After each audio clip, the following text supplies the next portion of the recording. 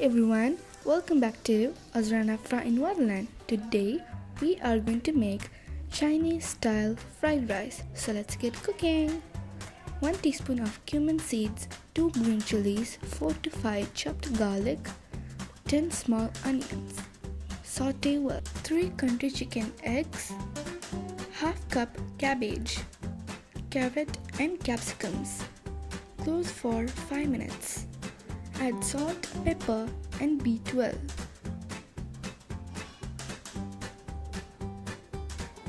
Add salt and noodles masala.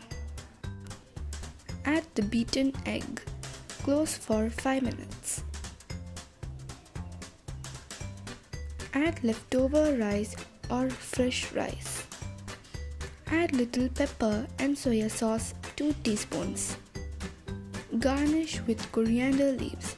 You can also add mixture on top of the rice to make it tasty, yummy and crunchy. Now the yummy and tasty Chinese fried rice is ready. Don't forget to like, share, subscribe, comments, ring the bell for receiving notifications. Bye!